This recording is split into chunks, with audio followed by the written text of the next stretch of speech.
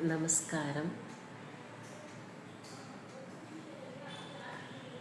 പ്രിയപ്പെട്ടവരെ, ഇന്ന് ഇപ്പോൾ രേണുസുതിയുടെ ഒരു ഗാനം ശ്രവിക്കുകയുണ്ടായി, ഭക്തിഗാനം.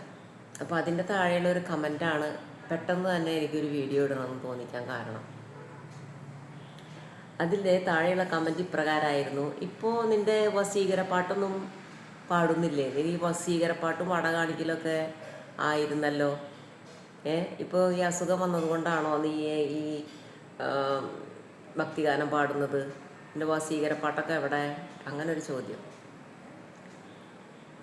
പ്രിയപ്പെട്ടവരെ, എനിക്ക് പറയാനുള്ളത്, വസീകര എന്ന പാട്ട് രേണുസുതി ആദ്യമായിട്ട് പാടിയത് എപ്പോഴാണ്? ബിഗ് ബോസിൽ വെച്ചിട്ട് വസീകര പാടാനായിട്ട് ക്ഷണിക്കപ്പെട്ടപ്പോഴാണ് അവൾ വസീകര പാടിയത്. അല്ലാതെ അവൾ സ്വന്തമായിട്ട് ആ വസീകര എന്നുള്ള പാട്ട് തിരഞ്ഞെടുക്കുകയല്ല ഉണ്ടായത്. അത് ഹിറ്റായതോട് കൂടിയിട്ട് അവൾ ചെല്ലുന്ന വേദികളിലെല്ലാം എല്ലാവരും ഒന്നടങ്കം ആവശ്യപ്പെടുന്നത് വസീകര പാടാനാണ്. അതുകൊണ്ടാണ് അവൾ ആ പ്രോഗ്രാമുകൾക്കൊക്കെ വസീകര പാടിയിരുന്നത്. ഇപ്പോൾ ഞാൻ കുറച്ച് യേശുവിൻ്റെ പാട്ടുകൾ പാടി കഴിഞ്ഞാൽ, ഇപ്പോൾ യേശുവിൻ്റെ പാട്ട് പാടുന്ന എത്ര ചാനലാണ് ഹിറ്റായിട്ടുള്ളത്? ഇപ്പോൾ രേണുസുതി ഇത്രയും സ്റ്റാറായി, സെലിബ്രിറ്റിയായി, ആളുകൾ അറിയപ്പെടാനായിട്ട് മാറിയത് യേശുവിൻ്റെ ഭക്തിഗാനങ്ങൾ രേണുസുതി പാടിക്കഴിഞ്ഞാൽ ഈ രേണു വൈറലാവും എന്ന് തോന്നുന്നുണ്ടോ നിങ്ങൾക്ക്? അങ്ങനെയാണെങ്കിൽ നല്ല സുഖമാണല്ലോ. ഭക്തിഗാനങ്ങൾ പാടാൻ അറിയാവുന്ന എത്രയോ ആളുകൾ ഇവിടെ ഉണ്ട്. സുഖമായിട്ട് ഭക്തിഗാനം പാടി യൂട്യൂബ് വരുമാനമൊക്കെ നേടി കുടുംബത്തിരിക്കാമല്ലോ. അപ്പോൾ ആ പറയുന്ന ആൾ ഇതിനെക്കുറിച്ചൊന്നും ചിന്തിക്കാതെ എന്തുകൊണ്ടാണ് വസീകര കാണിക്കുകയും വട കാണിക്കുകയൊക്കെ ചെയ്തതെന്നുള്ളത് ഇതുവരെ പറഞ്ഞ ആൾക്ക് മനസ്സിലായിട്ടില്ല. രേണുസുതി എന്തുകൊണ്ട് വസീകര പാടി, എന്തുകൊണ്ട് വട കാണിച്ചു എന്നൊന്നും ഈ പറഞ്ഞ ആൾക്ക് പിടുത്തം കിട്ടിയിട്ടില്ല എന്നത് മാത്രമാണ് മനസ്സിലാക്കാനായിട്ട് സാധിച്ചത്. വേറൊരു കാര്യം കൂടി ഞാൻ പറയുകയാണെങ്കിൽ, ജൂഹി ജാനിനെ കുറിച്ച്. ഇപ്പോൾ നമ്മൾ മനുഷ്യരെല്ലാവരും ജന്മനാ തന്നെ നന്മ ചിന്തിക്കുന്നവരും അത് ചെയ്യാനായിട്ട് ആഗ്രഹിക്കുന്നവരുമാണ്. അപ്പോൾ ഓരോരുത്തരും അങ്ങനെയാണ്. ഈ യൂട്യൂബർമാരും അങ്ങനെ തന്നെയാണ്. നന്മ ചെയ്യണമെന്ന് ആഗ്രഹിക്കുന്ന വ്യക്തികളൊക്കെ തന്നെയാണ് കുറേ പേര്. എല്ലാവരും, കുറേ പേരെന്ന് പറയുന്നതല്ല, എല്ലാവരും അങ്ങനെയൊക്കെ തന്നെയാണ്. ചിലർക്ക് വഴി തെറ്റുന്നതാണ്, ദിശ തെറ്റാണ്. ചിലപ്പോൾ അവർക്ക് പൈസ ഉണ്ടാക്കണം എന്നുള്ള രീതി ചിലവരെ സംബന്ധിച്ചിടത്തോളം പരദൂഷണം, അങ്ങനെ ആ ഒരു അവരുടെ രീതിയിലേക്ക് അവർ പോയിക്കൊണ്ടിരിക്കുകയാണ്. അവർ പഠിച്ചതും വളർന്നതുമായ രീതിയിലേക്ക് അവർ പോയിക്കൊണ്ടിരിക്കുകയാണ്. അജ്ഞത എന്ന് വേണമെങ്കിൽ പറയാം. ഇപ്പോൾ ഒരു ഉദാഹരണത്തിന് പറയുകയാണെങ്കിൽ, റൂഹി ജാൻ്റെ ഉദ്ദേശം എന്താണ്? ഉദ്ദേശം നോക്കുമ്പോൾ റിഫ കൊലക്കേസ് എങ്ങനെയെങ്കിലും കണ്ടെത്തണം എന്നുള്ളതാണ് റൂഹി ജാൻ്റെ ഉദ്ദേശം. ആ ഉദ്ദേശം ശരിയാണ്. പക്ഷേ അതിലേക്കുള്ള ആ മാർഗങ്ങളും ചിലപ്പോൾ ഒക്കെ കറക്റ്റായിരിക്കാം. അവളെ സംബന്ധിച്ചിടത്തോളം അത് കറക്റ്റാണെന്ന് തോന്നുന്നുണ്ടായിരിക്കാം. പക്ഷേ അതിൽ രേണുവിനെ കൊണ്ടുവന്നത് എന്താണ്? രേണുവിനെ കൊണ്ടുവന്നതിൻ്റെ കാരണം, രേണുവിൻ്റെ പേര് പറഞ്ഞാൽ ഈ ലോകം മുഴുവൻ അറിയും, മലയാളികളെല്ലാവരും അറിയും. രേണുവിനെ ആണെങ്കിൽ തേജോവധം ചെയ്യാനായിട്ട് ആർക്കും ഒരു മടിയില്ല. രേണു ആണെങ്കിൽ ദൈവഭക്തിയും വിശ്വാസവും ഉള്ളവളും സത്യസന്ധതയാണെന്ന് റൂഹി ജാനറിയാം. ബാക്കി ഈ സ്വർണ്ണക്കള്ളക്കടത്ത് അങ്ങനെയൊക്കെ കുറേ പെണ്ണുങ്ങളുണ്ട്, ബന്ധമുള്ളവരും എല്ലാവരും ഉണ്ടെങ്കിലും കൂടിയിട്ട് രേണുവിൻ്റെ പേര് പറയുന്നതിൻ്റെ കാരണം, രേണുസുതി ഒന്ന് സത്യസന്ധതയും ദൈവഭക്തിയും ഉള്ളൊക്കെയുള്ള ഒരു പെണ്ണാണ്. രണ്ട്, അവൾക്ക് കുറച്ച് ധൈര്യമുണ്ട് എന്നും റൂഹി ജാൻ ചിന്തിക്കുന്നു. അപ്പോൾ അതുകൊണ്ട്, പിന്നെ അതുപോലെ തന്നെ അവളുടെ പേര് സോഷ്യൽ മീഡിയയിൽ അവളുടെ പേര് പറയുകയും അവളെ വെച്ച് കളിക്കുകയൊക്കെ ചെയ്യുന്നവർക്കെതിരെ അവളെ ആക്ഷൻ ഇപ്പോൾ എടുക്കുന്നില്ല. അതാണ് ഏറ്റവും പ്രാധാന്യം അർഹിക്കുന്ന ഒരു കാര്യം. അവൾക്കെതിരെ യാതൊരു ആക്ഷനും ഇപ്പോൾ, ആദ്യം പോലീസ് സ്റ്റേഷനിൽ പോയപ്പോൾ പോലീസ് യാതൊരു കരുണയും കാണിച്ചില്ല രേണുസുതിയോട്. അപ്പോൾ രേണുസുതി പിന്നെ ഈ കേസിൻ്റെ പുറകെ പോകാനുള്ള ബുദ്ധിമുട്ട് കാരണം കുറച്ച് കേസുകളൊക്കെ കൊടുക്കുക എന്നല്ലാതെ അങ്ങനെയാണെങ്കിൽ അവൾക്ക് ഏത് നേരം എല്ലാവരോടായിട്ട് കേസ് കൊടുക്കാനല്ലേ നേരം ഉണ്ടാവുള്ളൂ. അപ്പോൾ അവളത് മടുത്തു. അവൾ വിചാരിച്ചു കുറച്ച് പേര് കാശുണ്ടാക്കിക്കോട്ടെ എന്നുള്ളൊരു റിലാക്സേഷൻ കൊടുത്തിട്ടുണ്ടായിരുന്നു. അപ്പോൾ അങ്ങനെയാണ്. അപ്പോൾ അങ്ങനെയുള്ളത് അറിയുന്നത് കൊണ്ടൊക്കെ തന്നെയാണ് ഈ റൂഹിജാൻ ഈ രേണുവിൻ്റെ പേര് പറഞ്ഞിരിക്കുന്നത്. അപ്പോൾ റൂഹിജാൻ്റെ ഉദ്ദേശമൊക്കെ ശരിയാണ് എങ്കിലും രേണുവിൻ്റെ ആ പേര് പറയാൻ രേണുവിലേക്ക് വന്നതിൻ്റെയും കാരണം അത് തന്നെയാണ്. പക്ഷെ ബിഷപ്പിലേക്കും കിച്ചുവിലേക്കും ഒക്കെ പോയത് അതൊരു വഴിതെറ്റലാണ്. ബിഷപ്പിൻ്റെ പേര് പറഞ്ഞ് ബിഷപ്പ് ശരിയല്ല എന്നൊക്കെ പറഞ്ഞ് പോകേണ്ട വിധമില്ല, അത് വഴിതെറ്റി പോവാണ്. അപ്പം അതായത് ഒരു കാര്യത്തിൽ ഇടപെടുമ്പോൾ മനുഷ്യരായ നമുക്ക് തെറ്റുപറ്റുകയാണ്. ഇപ്പോൾ റൂഹിജാനും തെറ്റുപറ്റുകയാണ്. പിന്നെ അതേപോലെ തന്നെ സന്ദീപിനും തെറ്റുപറ്റുകയാണ്. ഒരു ബിഷപ്പിൻ്റെ തമ്പനയിൽ വെച്ചുകൊണ്ട് ഞാൻ പറയുന്ന കാര്യങ്ങളെല്ലാം എന്താ പറയുക, അതൊരു ഊഹിച്ചുണ്ടാക്കിയിട്ട് എടുത്തിട്ടുള്ളൊരു കഥയാന്ന് പറഞ്ഞു കഴിഞ്ഞിട്ടുണ്ടെങ്കിൽ അവിടെ തെറ്റുപറ്റി. അതന്നെ തെറ്റുപറ്റി.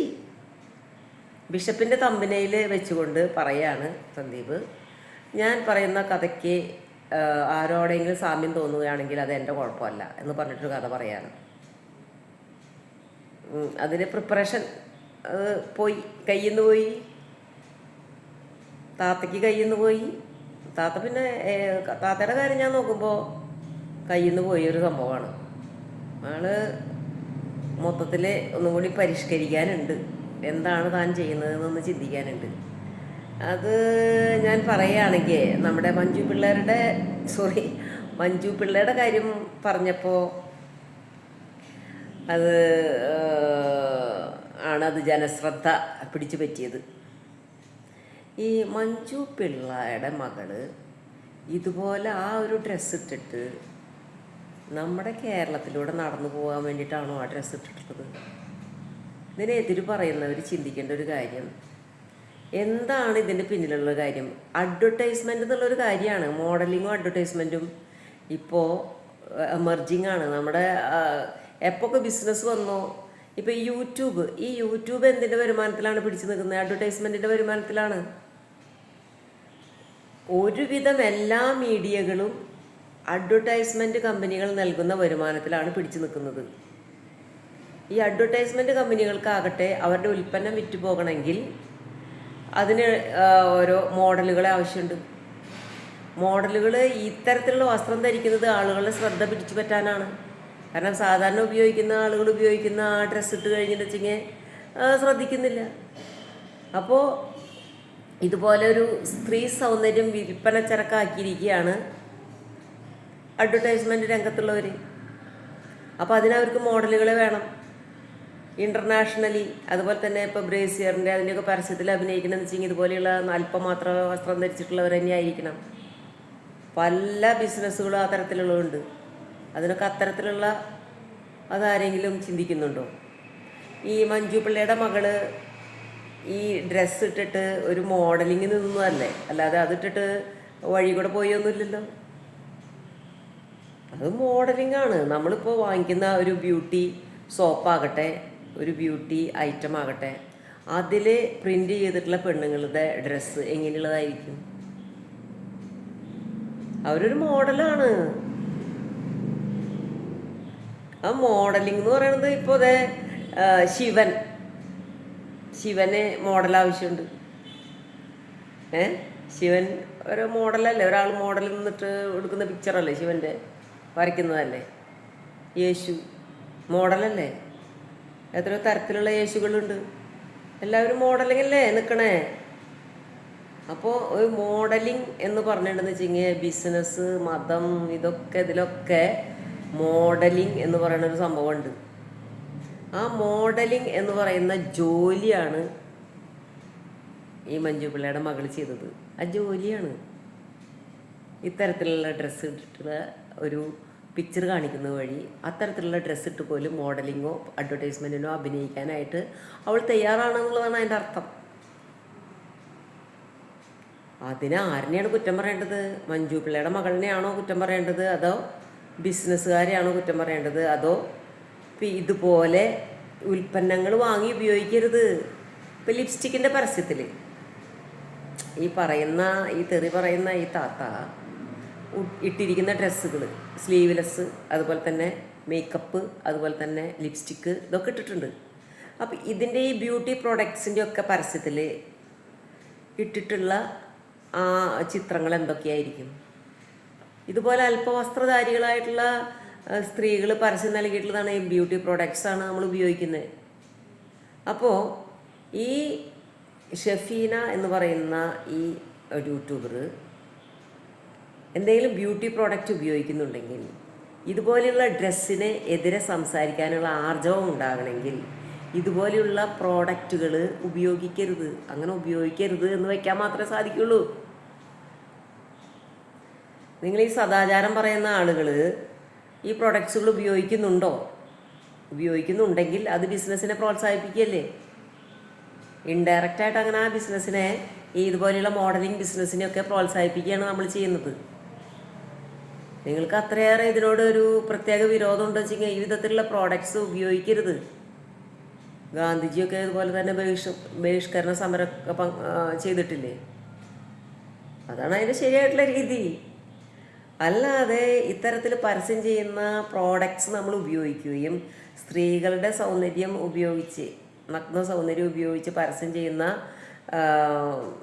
പ്രോഡക്ട്സ് നമ്മൾ ഉപയോഗിക്കുകയും ഇത്തരത്തിൽ നമ്മളൊരു മലയാളി ഒരു മോഡലായിട്ട് നിന്നതിനെ കുറ്റം പറയുകയും ചെയ്ത് കഴിഞ്ഞാൽ അതിനെ ഇരട്ടത്താപ്പ് എന്നല്ലേ പറയുക? അല്ലേ? അങ്ങനെയല്ലേ പറയുക? ചെറുതായിട്ട് ചിന്തിച്ചൂടെ?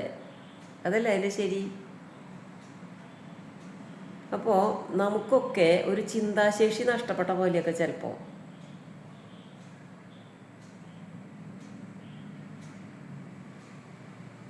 അപ്പോൾ ഷഫീന പല കാര്യത്തിലും ധീരവനിതയാണ്. പലർക്കും അങ്ങനെ ആയിക്കോട്ടെ, കുഴപ്പമൊന്നുമില്ല. പക്ഷേ ഞാൻ ഈ യൂട്യൂബിലൊക്കെ ഇങ്ങനെ കാണുമ്പോൾ ഈ തെറികളുടെയും വായയിലറയ്ക്കുന്ന തരത്തിലുള്ള ഒരു സംഭാഷണമാണ്. അതുകൊണ്ട് യാതൊരു പ്രത്യേകിച്ച് പ്രയോജനമൊന്നും ഇല്ല എന്നുള്ളതാണ്. പ്രയോജനം ഇല്ല എന്ന് പറഞ്ഞിട്ട് വെച്ച് കഴിഞ്ഞാൽ ആൾക്ക് പ്രയോജനം ഉണ്ട് കേട്ടോ. കുറേ പൈസ ഉണ്ടാക്കിയിട്ടുണ്ടെന്ന് തോന്നുന്നു. ധീരവനിത എന്നുള്ളൊരു പട്ടം കിട്ടിയിട്ടുണ്ട്. സന്ദീപിനെ കാറിൽ തിരിച്ചു കൊണ്ടുവരുന്നത് അവിടെ കണ്ടത് ഷഫീനെയാണ് കാറിൽ കൊണ്ടുവരുന്നത് സന്ദീപിനെ. നല്ലതല്ല കേട്ടാ. രണ്ടുപേരും തെറ്റ് ചെയ്തിട്ടുണ്ട്. നിങ്ങളുടെ തെറ്റുകൾ നിങ്ങൾ തന്നെ സ്വയം ഒന്ന് പരിശോധിക്കുക. നിങ്ങൾ ചെയ്ത് തെറ്റല്ലേ എന്ന് നോക്കുക. സന്ദീപ് പോലീസ് സ്റ്റേഷനിൽ വന്നതിന് ശേഷം ഞാൻ ഏതറ്റം വരെയും പോവും, ആകാശം വരെയും പോവും എന്നൊക്കെ പറയുന്നുണ്ട് വീരവാദം. നിങ്ങളുടെ കയ്യിൽ തെറ്റ് കണ്ടതുകൊണ്ട് മാത്രമാണ് പോലീസുകാർ നിങ്ങളെ പിടിച്ചു കൊണ്ടുപോയത്, അറസ്റ്റ് ചെയ്ത് കൊണ്ടുപോയത്.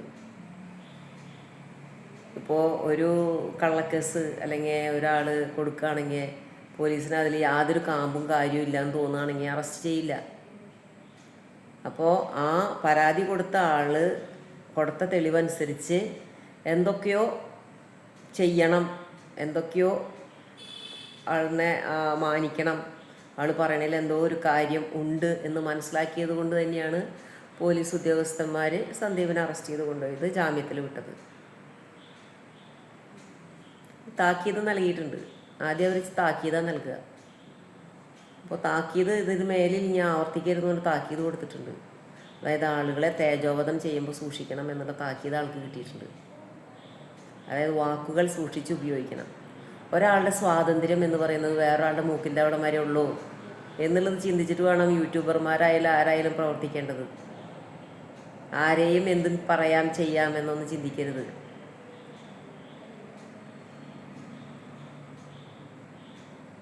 ഒരാളുടെ മൂക്കിൻ്റെ അവിടെ വരെയാണ് വേറൊരാളുടെ സ്വാതന്ത്ര്യം ഉള്ളത്. ആ മൂക്ക് തൊട്ടുള്ള ഏരിയ അയാൾക്കും വ്യക്തി സ്വാതന്ത്ര്യം ഉണ്ടല്ലോ. വ്യക്തി സ്വാതന്ത്ര്യം എന്ന് പറയുന്നത് ഞാനിവിടെ ഇന്ത്യൻ പൗരനായ കാരണം എനിക്ക് എന്തും പറയാമെന്നുള്ളതല്ലല്ലോ വ്യക്തി സ്വാതന്ത്ര്യം. വേറെ ആളുടെ വ്യക്തി സ്വാതന്ത്ര്യത്തെ ഹനിക്കുന്നതെല്ലാം തെറ്റാണ്. ഞാനിതിന് ഏതറ്റം വരെയും പോവും. നിങ്ങളൊക്കെ തെറ്റ് ചെയ്തവർ തന്നെയാണ് കേട്ടോ.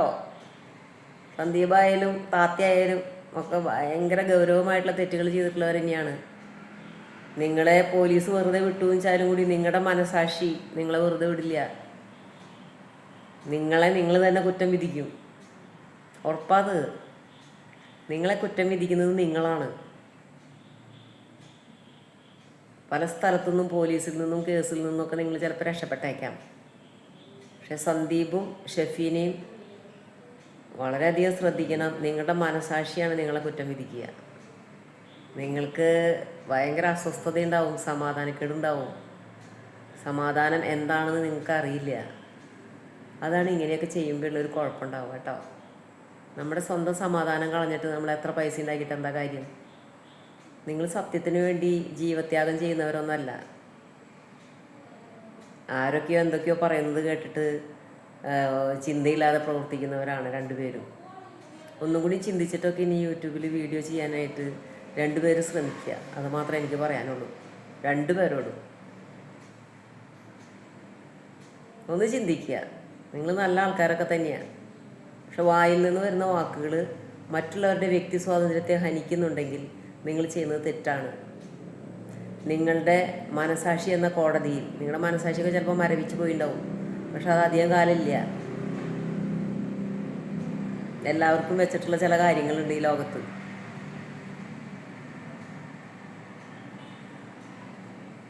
നമ്മൾ ചെയ്യുന്ന ആ കാര്യങ്ങൾ, നമ്മൾ ചെയ്യുന്ന കാര്യം, ഞാൻ കർമ്മ എന്ന് പറയും. ഞാൻ കർമ്മയിലല്ല ഞാൻ വിശ്വസിക്കുന്നത്. ഞാൻ കർമ്മയിൽ വിശ്വസിക്കുന്ന ഒരാളല്ല. പക്ഷേ നമ്മളിവിടെ ഈ ലോകത്തിൽ നിന്ന് പോകുന്നതിന് മുൻപ്, അതായത് നമ്മൾ താൽക്കാലികമായിട്ട് നമ്മളൊരു ട്രെയിനിൽ പോലെ വന്നിട്ടുള്ളവരാണ് നമ്മളൊക്കെ ഈ ലോകത്തേക്ക്. നമുക്ക് എവിടേക്കോ പോകണം. രേണുസുതിക്ക് മാത്രമല്ല ബാധകമായിട്ടുള്ളത്. രേണുസുതി അസുഖം വന്നു, ചാവണയ്ക്ക് മുന്നേ എന്തെങ്കിലും പറഞ്ഞിട്ട് പോകുമെന്ന് പറയുമ്പോൾ അത് വളരെ ഈസിയാണ്. പക്ഷെ ഇതൊക്കെ എല്ലാവർക്കും പറഞ്ഞിട്ടുള്ളതാണ്. നല്ല ഓർമ്മ വേണം. എല്ലാവരും ഈ ലോകത്തുനിന്ന് ഒരു ദിവസം മരിക്കും. ആ മരിക്കുന്നതിന് മുമ്പുള്ളൊരു നിമിഷമുണ്ട്. ആ നിമിഷം അല്ലെങ്കിൽ അതിന് മുമ്പത്തെ നിമിഷം മനസമാധാനത്തോടു കൂടി ഇരിക്കണമെങ്കിൽ നമ്മുടെ കയ്യിൽ കുറച്ച് ഡെപ്പോസിറ്റുകൾ വേണം. അത് നമ്മൾ മറ്റുള്ളവർക്ക് ചെയ്യുന്ന ചില നന്മ പ്രവർത്തികളാണ് ആ ഡെപ്പോസിറ്റ്. ആ ഡെപ്പോസിറ്റുകൾ ഇനിയെങ്കിലും മാനസാന്തരപ്പെട്ട് തുടങ്ങാനാണ് എനിക്ക് രണ്ടാളോട് പറയാനുള്ളത്. സന്ദീപായാലും ഷെഫീന ആയാലും നിങ്ങൾ രണ്ടുപേരും മാനസാന്തരപ്പെട്ടിട്ട് നിങ്ങളുടെ സമാധാന ജീവിതത്തിന് ആവശ്യമായിട്ടുള്ള ഡെപ്പോസിറ്റുകൾ ചെയ്തു തുടങ്ങുക. പൈസ എന്ന് പറയണത് എടുത്ത് മരിക്കുന്നത് നിർത്തുക. വേറൊരാൾ പറയുന്നത് കണ്ണടച്ച് വിശ്വസിക്കുന്നത് നിർത്തുക. വരുമാനം ഉണ്ടാക്കാനായിട്ട് യൂട്യൂബിൽ ആളുകളെ നേടാനായിട്ടൊരു തീം കിട്ടി, ഒരു സംഭവം കിട്ടി, ഒരു ഇവൻ്റ് കിട്ടി എന്ന് വിചാരിച്ച് അത് നമുക്ക് കയറി മറിയാതിരിക്കുക. ഓക്കേ, ബാക്കി പിന്നെ പറയാം.